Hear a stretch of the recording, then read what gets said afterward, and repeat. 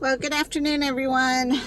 I got a new phone holder, and it is kind of weird and kind of crooked. And I'm not sure it's going to work out, but for now, this is what we're going to do. And I have things that hang from my mirror, so that's what you're seeing.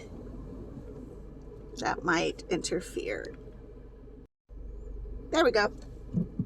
I think that might be a little better, but when we hit some bumps, I don't know what will happen. I kind of like it because it attaches to my rear view mirror, and so now you can see like a larger picture, and it doesn't seem like things are going to get in the way, except I have hanging things like this.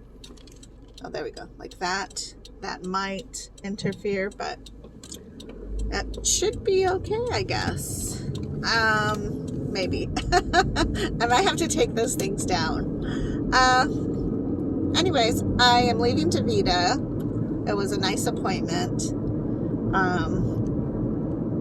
It was really quick, although getting here was not quick.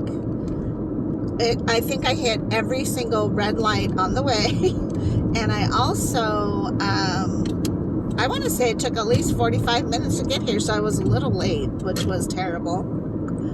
Typically, Dr. Olivier is late too, but today, of course, he was right on time, ready to go, and I'm like, well, shoot, but that's okay. Beth seemed like she was doing good. There was a couple of patients in the waiting room too, which was unusual because most of the time, I want to say when I come, they aren't there. I'm usually kind of by myself in that room, so it's just interesting to see other dialysis patients, because I don't know, I guess maybe it makes your world a little bit smaller or bigger.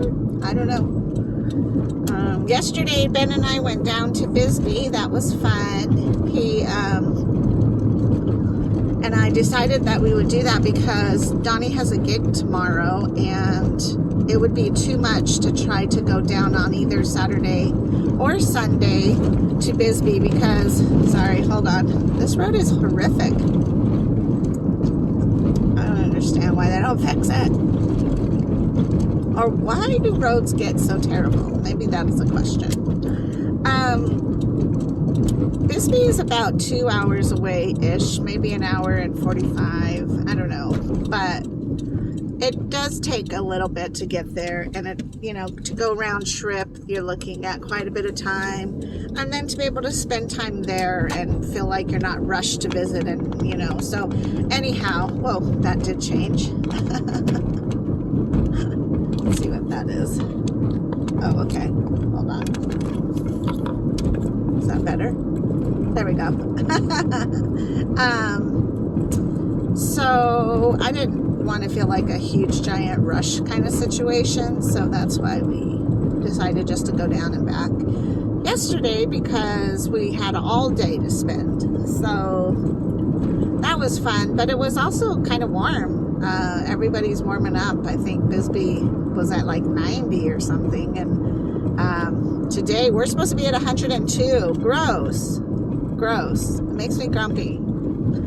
So I'm rushing to get to Javi's house, and then from Javi's place I'm going to go to home and just kind of veg out because the heat just zaps my energy. But guess what, guys? I did get an EPO shot.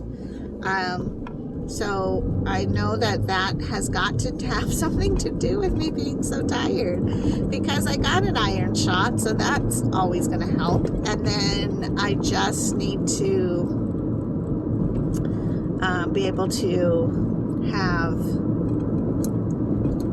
that EPOgen as well. So I'm glad I got that. Hopefully that will help me feel more energized and tolerable to the heat.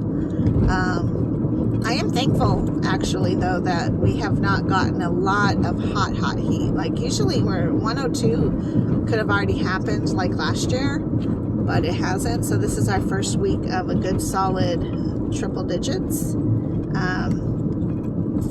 But I just, I don't know.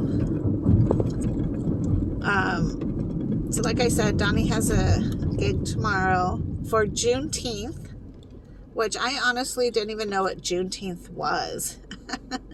And I didn't realize it was such a like holiday to celebrate.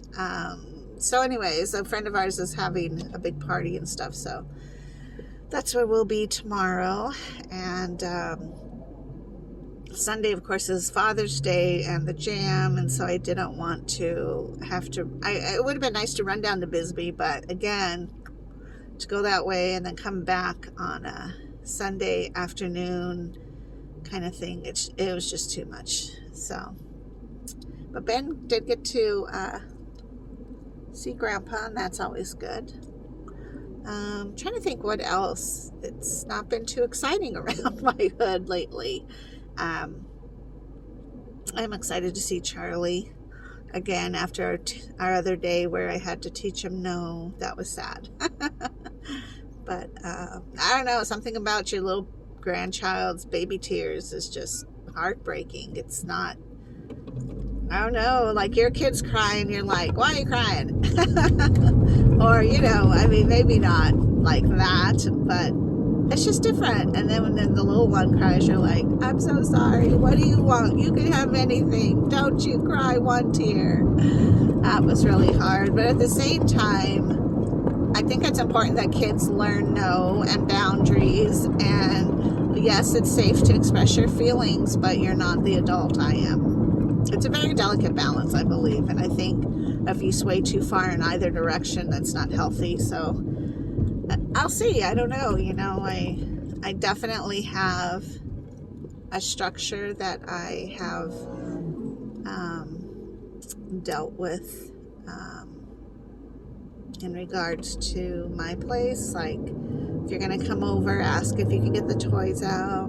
After you get the toys out, put the toys away before you leave. I don't need to clean up your mess. Because I feel like Ben in a lot of ways didn't learn that real well, because he'll leave, and granted, you know, teenagers' bedrooms are always a disaster, but I don't know, there's not really a reason to have 14 different empty water bottles in there. So I have to remind him to pick up his stuff too, but I think it's easier when you start them out littler to they kind of know what to do at a point, you know, they're just used to it, I guess. I don't know. I try to be very clean as well. And I was actually watching this video about this lady who was telling people that she's OCD in cleaning, and that through learning about her own OCD and some other mental things, that she has learned that people who have very messy homes a lot of times are not lazy, but they have some overstimulation, or they're just overcome with life and whatever else, that it's really hard for them to take on one more task, and that one more task ends up being cleaning. And so they're much more overwhelmed, maybe that's the right word. And I thought that was an interesting point of view, is to be, you know, so overwhelmed that you aren't able to clean is definitely a much kinder way to look at it than like, oh, that house is dirty, or that person is dirty. Or lazy, you know, that tends to be the other thing. And she was saying, to be fair, she was saying, you know, just because she has OCD and she has to continuously, constantly be cleaning, which is not something she even enjoys, it's just something that she has to do, or she finds herself having to do, is that it doesn't make her or anybody else who has spotless homes any better. In fact, it's almost the opposite. Like, we need to flip that mindset around, where it's like, sometimes if you have an OCD or a extremely clean house, you're germophobic or whatever, that can be just as damaging as somebody who is overwhelmed with cleaning. And I thought, wow, that's really cool. You know, I mean, I just really appreciate the reels. I mostly watch them on Facebook, because I just feel like they're just a moment of educating you on things that might be a new kind of thought, you know, and the talent that people and the time it takes to make them is quite a bit. But I don't know. Anyways, that's my life right now. Just getting to go see Charlie real quick, and gonna head home and try to get some AC in. Probably should make some breakfast / dinner. So, all right, I will talk to you guys soon. You have a good day, and drink your water up. I definitely have felt dehydrated lately, so I'm going to do that as well. All right, talk to you later. Bye-bye.